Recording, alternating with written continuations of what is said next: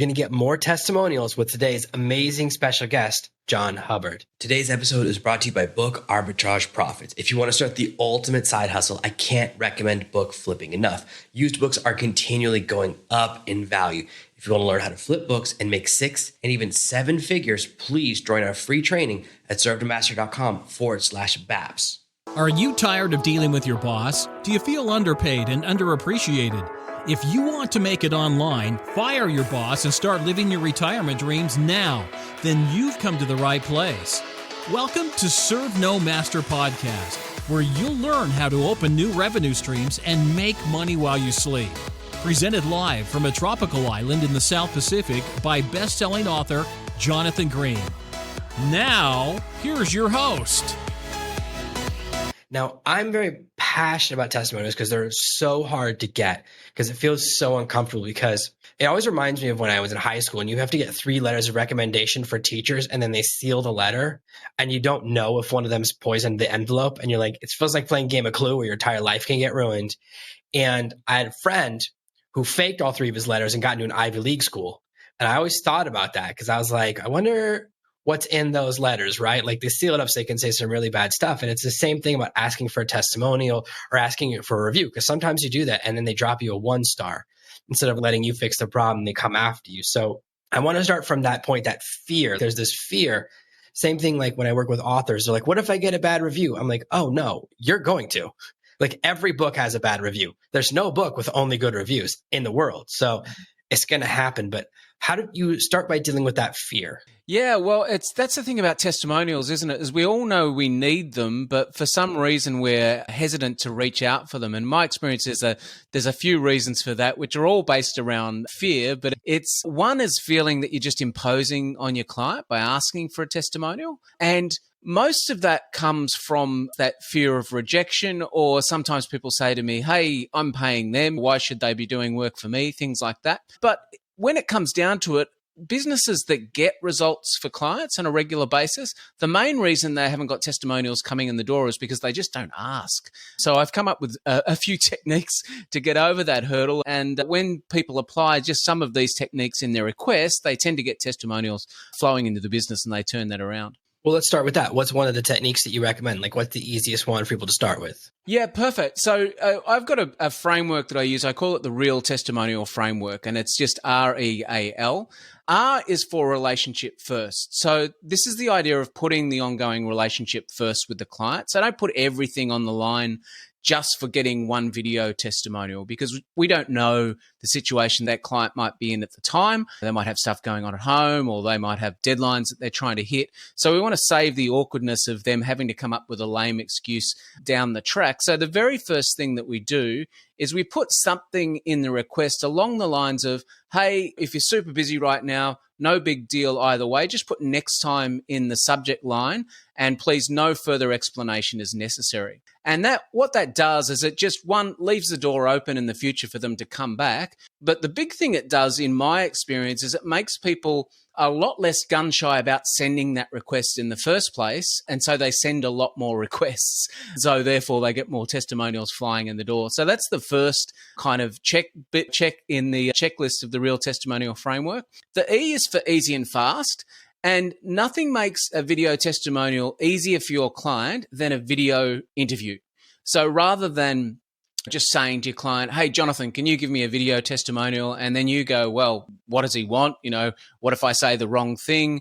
And of course, you don't know all the hot buttons that I'm trying to hit for my target audience. You don't even know who my target audience is. So that puts all the onus of responsibility onto you to come up with what to say and how to say it. So if we do a testimonial interview, not unlike what we're doing here, just using a podcast software or even Zoom will do, then it just takes all that responsibility off your client and you can control the content. So that makes it easy and fast. The other thing that it does is it gets rid of a lot of those quality control problems that you see with video testimonial interviews, like, for instance, they're backlit or they're right down at the bottom of the frame, or all sorts of inappropriate backgrounds like a bedroom or something like that. Is you can control, you can say, hey, listen, do you mind if we just move into another room and face a window, and all of that kind of stuff you can do in an interview. So E is easy and fast. R is an interesting one in the Real Testimonial Framework. That's a reason why. And what's really important is using the word because in your testimonial request. So giving a reason why you're asking for the testimonial. And this goes back to a 1978 Harvard University study that showed simply by adding the word because to a request increased the likelihood of compliance. And they tested this on a bunch of students that were in a line for a busy copy machine, a Xerox machine in those days. It's the 70s. So they said, excuse me, I have 20 pages. May I use the Xerox machine? And they had low compliance. But if they said, excuse me, I have 20 pages, may I use the Xerox machine because I have 20 pages, because I'm in a rush to meet my class, then they found the compliance shot up. And what was really interesting is it didn't really matter what went after because, as long as they gave a reason why, they had a higher compliance. The L in Real Testimonial Framework is for a larger contribution. So this is the idea of making it more about, not just about your, selfish needs. And let's face it, they know it's for your promotional purposes, so that we're not trying to hide that in any way. But you're also saying something along the lines of, hey, it would also help a lot of other people in the community. So they're the kind of 4 beats that I want in every testimonial request. And what I find is when people just add those into that email reach out, it makes a hell of a lot easier for those testimonials to start flowing into the business. You brought up some things that are very interesting to me, because when people ask me for a testimonial, it's a whole production. You can see I got the whole jazz behind me. This only works when I'm shooting at night. I have to, because it's too bright in the window. So I have to say, I have to do a certain time, or I have to be outside, and you want your hair to look right, and you want to shave, or if you're a lady, you want to look nice, whatever it is, right? Like there's all these other elements. And if you get distracted, so sometimes people have to ask me 10 or 20 times. And they're like, I'm sorry I'm bothering you. No, I just keep forgetting. I write it down my note card, but it's not the right time. Things happen. And there's that issue, right? That it's like, well, I want to be ready for it. So you want to do a really good job, because nobody wants to be the person. And this is me. I'm on a few big companies' homepages with videos I made. And I watched that video. I'm like, I wish it was just like 10% better. Like I do my best, but like now I have better lighting and get better audio. So you always want to be your best. And that's what a lot of people, and I get tons of video testimonials that are so unusable, like there's no sound, or the person says something you just can't include.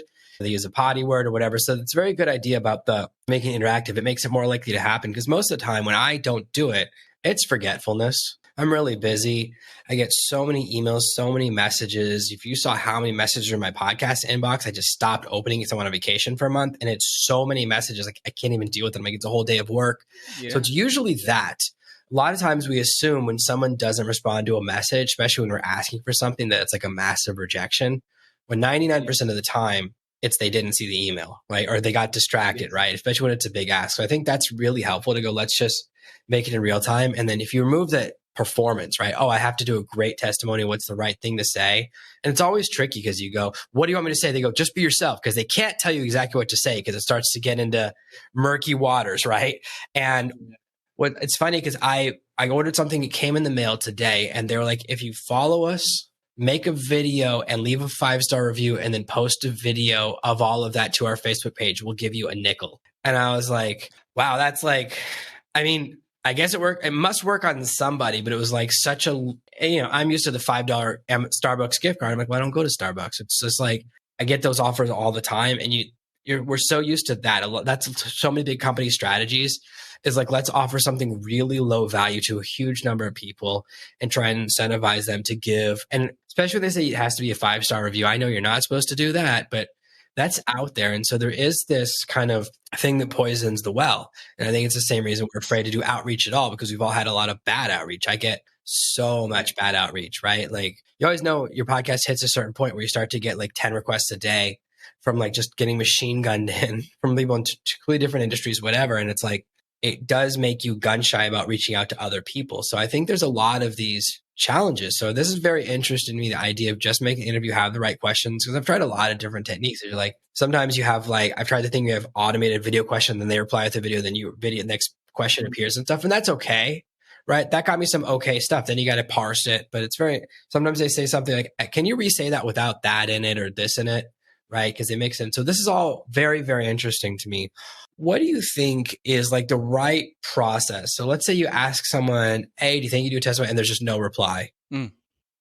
If there's no reply, yeah, I guess it depends. It all comes down. I guess the basis we're working off is, did we get the result for the person in the first place?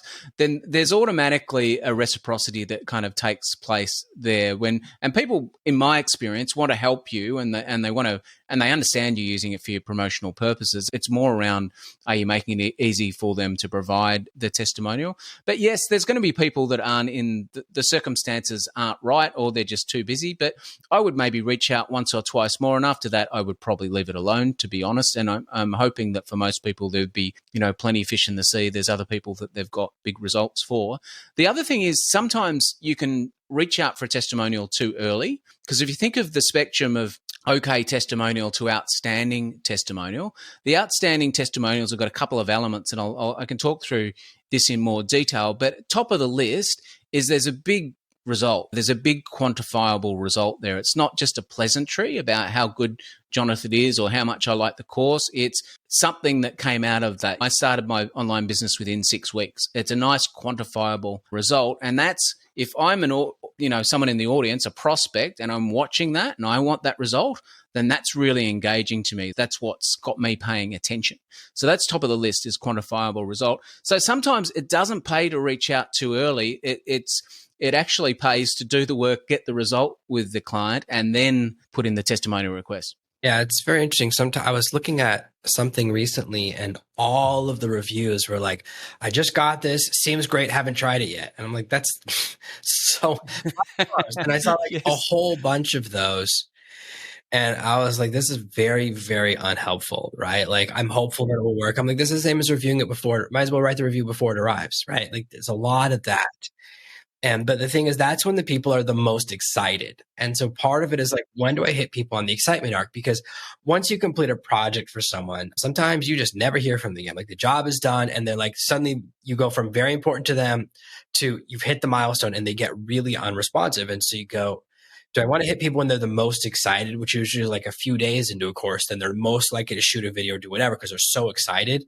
Most of the time, if I go through a program and I get results, I might not get results for 6 or 12 months. Most things take time. Like, hate to surprise people with that. Yeah. A business, even if it's online, takes a long time to work because it's still a process. Nothing is as quick as we want. And a lot of people don't want to hear that. And it gets tricky because if you reach out to me, how do you know? Oh, wait 18 months and I'll let you know. And then I'll write you a really good one. So it can be very tricky, right? Like, to know, do I want to get them when they're the most excited or when they're most likely to have a result? Yeah, well, there's a spectrum, isn't there? Because some of those early testimonials that are just about the product or the mechanism, they also help for a newbie. That if you hear someone that talks to a fear or a pain that I might have as a prospect, let's say it's a fear or an objection or a false belief around your product, and we can have a testimonial that confronts that from a new buyer, that may talk about, hey, I was worried because this is a business opportunity course and I took it on and I'm pleasantly surprised. It's 5 times more value than I thought I would get. That's a good testimonial, but it's not as good in the spectrum of as that kind of, hey, this has changed my life. I'm now making $15,000 a week, or whatever that quantifiable result is. So yes, you do need both. And I totally agree that you do need to strike while the iron's hot too, and keep front of mind.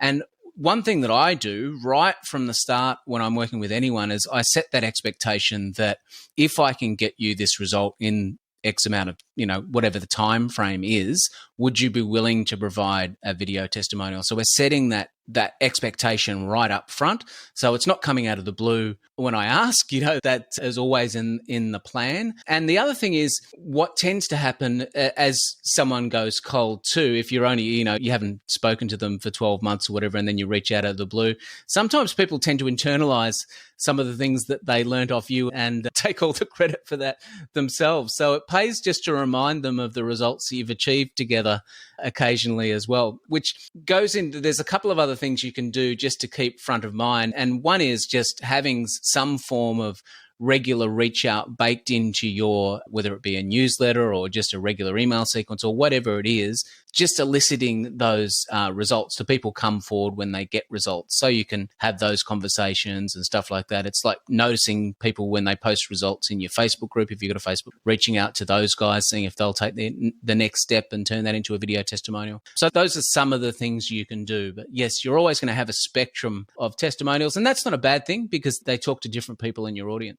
So we talked about some of the positive. What are some like the biggest mistakes you've seen people make in getting testimonials, posting testimonials? What are like the biggest, craziest things you've ever seen people do that are just like, don't do this? It's a huge mistake. Yeah. One of the things that has really hurt businesses in recent years, and I must admit, I went down this road too because it's so attractive, is essentially outsourcing the testimonial collection to video testimonial software. And it seemed very appealing when it first came. And we've got some good ways of incentivizing, for instance, in a coaching setting or a course community setting. We've got some really good incentives that are not monetary incentives, but get people very excited about giving testimonials. And so we did this one incentive where we put on a free training if people would give, and so in order to get access, they needed to provide a video testimonial about the current training that they were in. And so we got about 35 testimonials for that, and we collected it via a video software thing. And the questions were good. We've been collecting testimonials for a long time. When we got them back, there was only about 5 of those that were actually usable for a whole range of reasons. One, you had the people that were really diligent and they were trying to do the right thing, and they were clearly reading off notes. So they're turning the whole time and it's very wooden in the delivery. So any authenticity or believability about that testimonial is just blown out of the water. And then you had a range of technical problems, all the normal stuff, backlit, poor audio, mile of room above their head. So the framing was horrible, all those kind of things. So that's one of the mistakes that I see a lot of businesses making, is just hoping that the software is going to solve some of those problems. Top of the list, though, for testimonial interviews is just not making the testimonial relevant to the target audience. So it's not speaking to a problem or a fear or a belief that target audience has about products or services like yours. So one of the things that we do in the preparation for a testimonial interview is we do the psychographic analysis on our target audience. And we say, okay, what's our target audience's fears and their pains and their desires and their beliefs as it relates to your product? And then when we're doing the preparation for an interview, we say, okay, what we know about their story, the interviewee's story, where's the overlap with our target audience? Because what we're looking for is the story points that match up with our target audience. Because in a video interview or in a testimonial interview, there's a million threads that we can pull on, conversation threads that we can pull on. And so if I ask, and typically the way that we do an interview is we ask an open-ended question. So we allow someone to come up with 4 or 5 different conversation threads, and then we just pull on one of those and we go deep on those ones. And often what we'll do is we'll give what we call a sentence starter, so we get a nice, clean edit point. So we might say, hey, I'd love you to talk about just that first $5,000 month you had after working with Jonathan. If we could just narrow down and talk about that part, if that would be okay. And what I might do is I'll give you a sentence starter. So you might say, after 1 month of working with Jonathan, we had our first $5,000 month. And then they would start the sentence. And then you go on just to finish that sentence. And they would start the sentence with a sentence starter. And what that gives you is a really nice, clean edit point, because a little testimonial really only needs to be about 30, 40 seconds long when we're using it at the top of funnel, because people won't watch videos that are a minute long and are banging on about all the intricacies of the widget.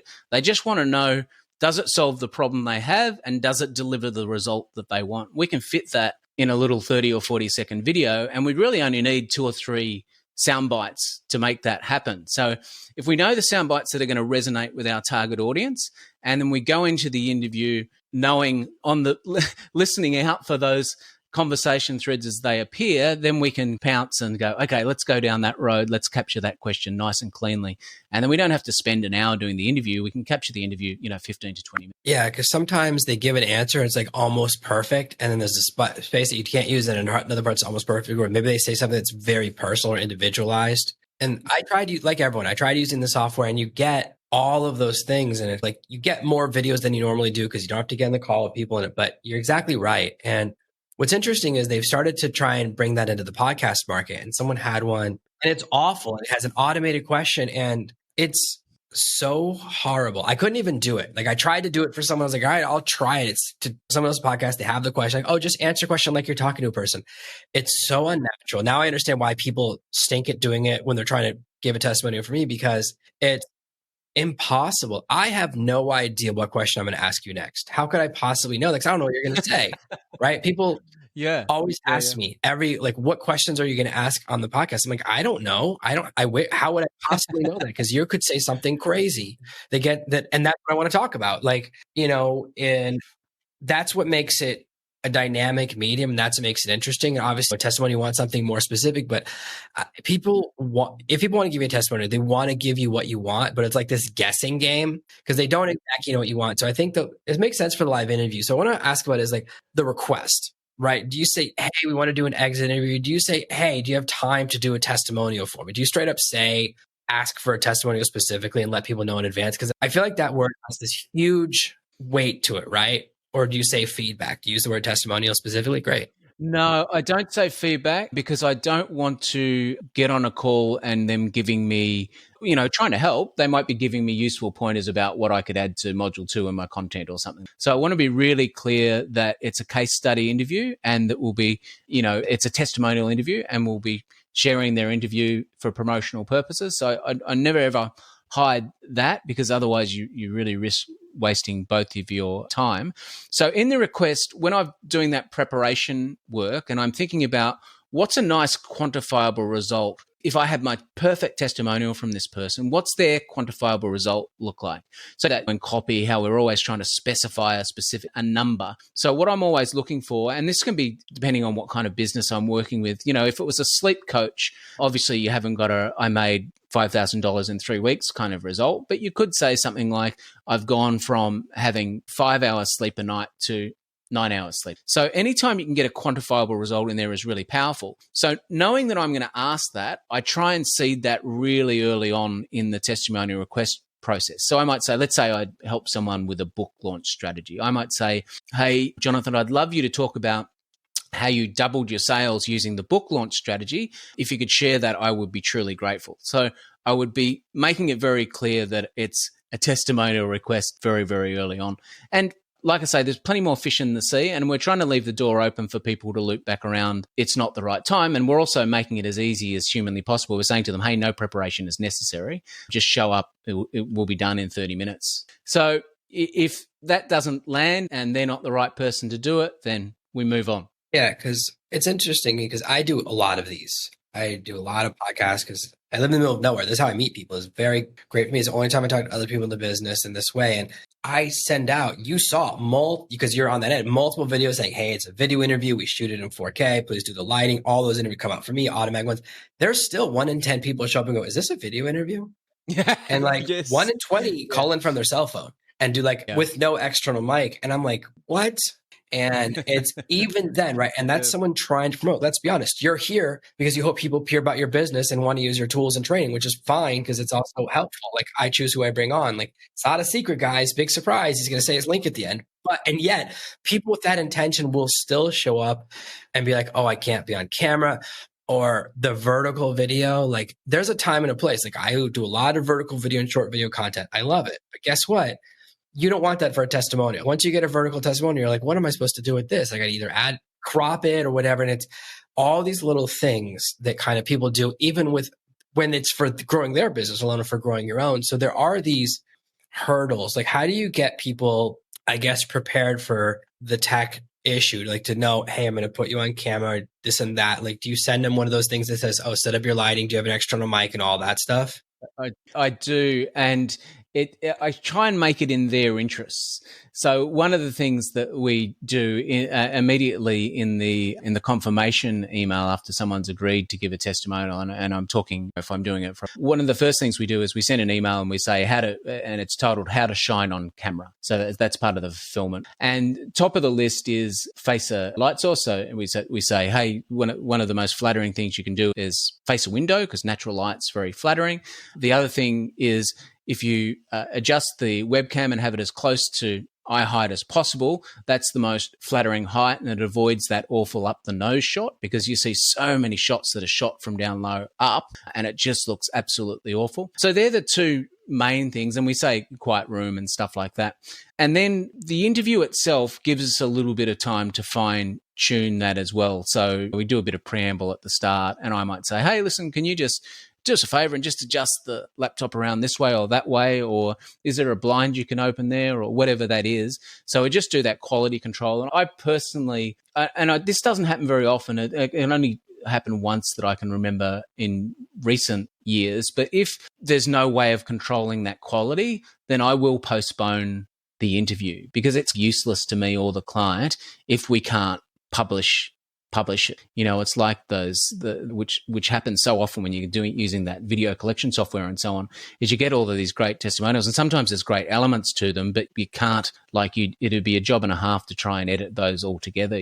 But yes, so if the quality's not good enough, or there's some and if it's a particularly noisy environment, or if it's very dark or something like that, I'd say, hey, listen, can we reschedule, because it's just not worth my while. And because you're asking for something, it feels like I'm asking a testimonial, I'm asking them to show up, and now I'm asking them to reset, asking to reschedule. It feels like so much ask in one direction, right? It feels like when you're single days 10 years ago, you're texting someone and you notice you've sent 10 texts with no replies to a lady. That's what it feels like, neediness, like I'm asking and asking. And so I feel like that's a big part of what holds people back, is feeling you're imposing. Yeah. It just massively feels like I'm imposing. It feels like I'm asking it. I'm sending all these messages and there's no reply. And this happens in my personal life. I recently looked, me and my wife mostly chat on Facebook Messenger. I don't know why we don't text regular, 90% of the messages for me, that's because usually I'll send a message and then she'll come talk to me in person. But I was like, if someone just looked at this, I look so needy in our relationship. Like all these unreplied messages. And and that's this feeling. I was like, been together 10 years. So I passed that point, but I was like, from someone else looking at this, looks bad. This looks like we're not even married, right? And I don't even know if inside Facebook we are married, because it switched our status one time. It disconnected us.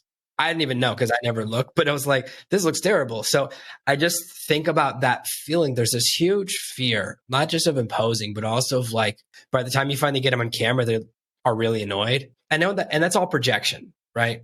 Because that's certainly not my experience in actually having interviewed thousands of people, and most of the time they're happy to do it, and they're happy that they don't have what to say, that they just have to show up and answer some questions. And look, I would still say, even sending those instructions, my experience is like your experience. Most people don't read those.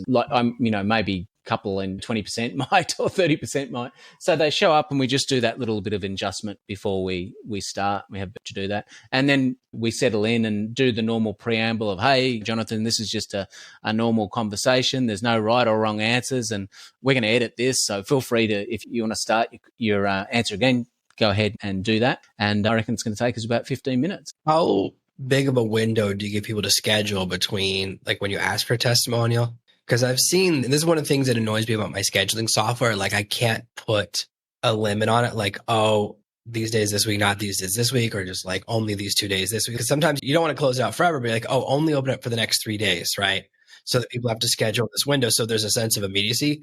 Because I had something last week where I'm working on a project. Someone was like, hey, can we get on a call today? And they scheduled a call for 6 hours from now. And from right now. And I'm like, 6 days ago, I was in the zone on it. It was a perfect time. And it was the only time I guess they had available. But calendar, why do you just give people 60 days of availability or whatever, right? And so sometimes that is the thing I wonder about, is kind of annoying, is because if you give people too much time, then I've had people schedule meetings 3 months out. Guess what? I won't remember who you are.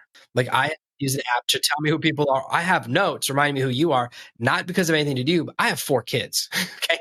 There have been in the last hour 3 different crises where each kid said, why do you love the other 3 more than me? 3 different kids have said that to me. So has nothing to do with the other person, but I have to have notes, have your name written down, your website written down, not because of lack of interest, but because I want to remember. But so when people schedule stuff really far out, I go, I don't know who you are anymore.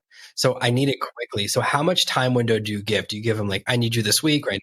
I personally give 14 days because and I might be wrong. This might be a false belief, but I think I used to do longer than that, and my experience of people that would do 3 or 4 weeks' time is they would be the people that would tend to then reschedule the appointment and just kick it down the road a little bit. And I think part of that was because they weren't really in it, like they'd said yes because they felt some kind of obligation. So I make it a 2-week window. And when we're not trying to, for most of my clients, and I work a lot in the coaching space, most of those guys have pretty close relationships with or at least they have a might be group coaching, but they still know the person by name and stuff like that. They have a relation. And so it's not that big. It really just comes down a lot of the time to whether or not they're in the position to do it right now.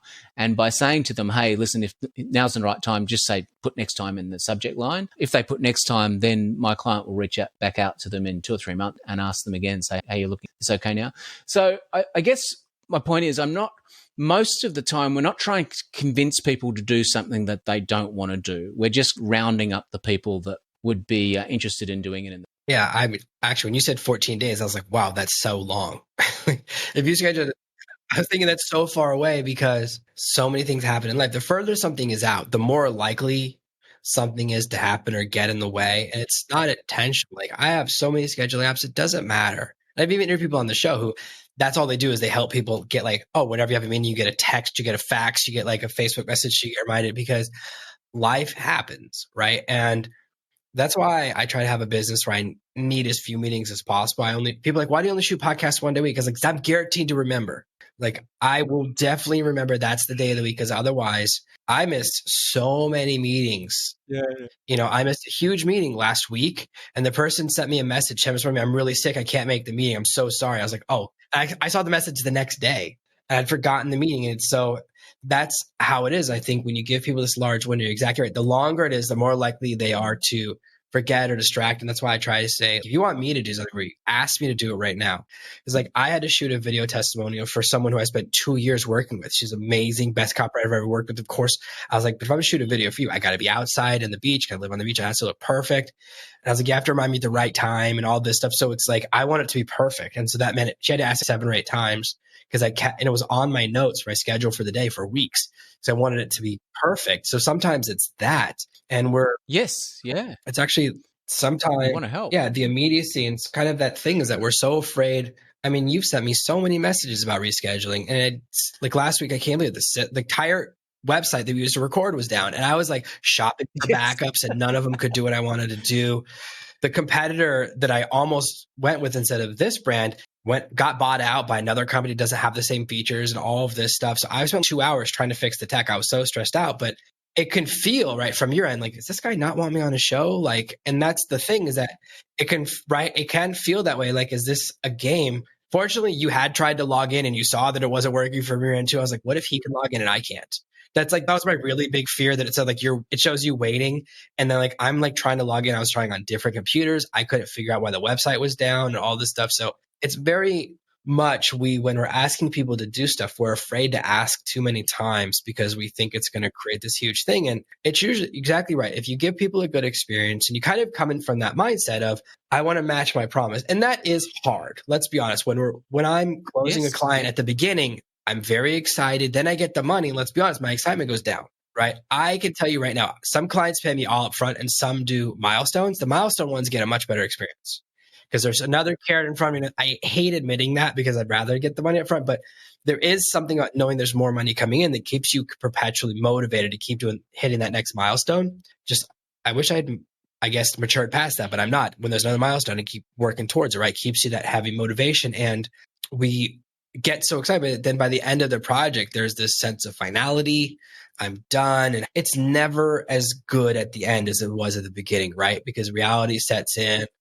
And I've had projects go really, really, really well, but there's always something about it that and this is in your own head. You're like, oh, I wish this was like a little bit different. I want to change that. I do a lot of book projects and sometimes they make changes to the cover without that. I'm like, this, not. And it's like, there's tricky pieces, right? And you're like, that's not exactly what I wanted. I want it to do a little better. And not everything goes perfectly. Sometimes they go really, really well in aces, but there's all these pieces. So sometimes it's in your own head, right? And it's like, what I try to do when I start a project, like, what's your ideal result? Like, what's your measurement of success? And when I started asking people this, I found it revelatory.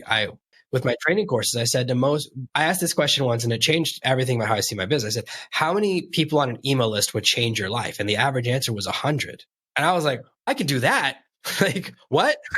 Because in my head, it's 10,000, right? Yeah. In my head, at 10, I love that. like in my head, 10,000 is life changing. 10,000, you have a mailing list of 10,000 people, you can generate revenue, you can quit your job. That's in my head. But so many people, what they're looking for is so much less. There's these websites that's like, how much money are you making per day? And like this scale, right? How good are you doing? The highest number was like $100 a day. And I was like, that's pretty good. Like, that's great. But there's no higher number, right? It starts at $1 a day, $10 a day, whatever. And it's like the highest number, once you pass that, you're like, oh, for most people, it's not a huge number. Like, you always hear this. Like, for most people, an extra $100 a month is life changing. It goes from increasing debt to decreasing debt. That's the difference. So sometimes we get caught up in our own heads about what the result we want for ourselves is versus what we want for the other person. Yeah. And also maybe what we need in the testimonial, because what you just described there, if someone was making $100 a day and you take them to $1,000 a day, then that alone is an outstanding quantifiable result in a testimonial. You don't really need all the other stuff, because if you imagine too, where people are watching testimonials a lot of the time in the landing pages, opt-in pages, sales pages, top of the funnel, it's often people that are coming into your world for the first time. And they're not willing to give you a lot of time yet because they just don't know you yet. So they're watching the videos and watching reviews because we all need that social proof before we pull the trigger. But short little testimonials that speak to their pain, and then the way we structure it is in a before and after picture. So before working with Jonathan, I had this problem. Since working with Jonathan, I've got this quantifiable result, and then the endorsement is the third kind of beat that we have in these testimonials. If I see that in 30 or 40 seconds, boom, I'm interested. I'm leaning forward if that person's got the same problem that I'm currently experiencing. Yeah. And that, I think a lot of it comes from, we think about where we are, but we don't remember what it's like to be beginning, right? We don't remember what it's like to get your first testimonial, or to get the first time you send out an email and $50 comes into your bank account, which is amazing the first time it happens. And then you get used to it, right? You get a sense of familiarity. It's like, oh, I get excited if it's $1,000 or $10,000, whatever, right? Everyone has their numbers. And so I think it could be the same thing, is that sometimes we forget those early milestones and we project it, but actually people are excited. So I think it can be good to see people's excitement when they have a result, right? And say, well, what result are you looking for? When they get it, then that's great, because sometimes it's just we're projecting our own fears, whatever, our own things inside. So this has been really amazing. And you've given me a lot of your time, and I know you have something special that you're giving away to people, or people who want to start learning their testimonial process to grow their business, because it's so important. We need those testimonials to get started. Tell me more about where people can find you online and where you have a special gift for people today. Yeah, certainly. If people would like to learn more, the thing that I find businesses value most is just the testimonial request script. So I've got a script that you can get at testimonialscript.com, and it's just the same real testimonial framework that I outlined before, and just a word-for-word script that you can copy and paste and modify to your own business. So yeah, you can get that for free at testimonialscript.com. If you'd like to reach out to me, probably the best place is on LinkedIn. If you just search for John Hubbard on LinkedIn, you'll see testimonials plastered all over my profile there, and feel free to reach out to me, and always happy to have a chat. Wonderful. So I'll make sure we put those in the show notes and below the video. We post this on YouTube. And this has been great, John. Thank you so much for joining us for today's episode of the Serve Master Podcast. My pleasure, Jonathan. Love to be here. Thank you for listening to the Serve No Master Podcast. Make sure to subscribe so that together we can achieve true freedom. Thank you for listening to this week's episode of the Serve No Master Podcast. Make sure you subscribe so you never miss another episode. We'll be back next week with more tips and tactics on how to escape the rat race. Please take a moment to leave a review at servenomaster.com/iTunes. It helps the show grow, and more listeners means more content for you. Thanks again, and we'll see you next week.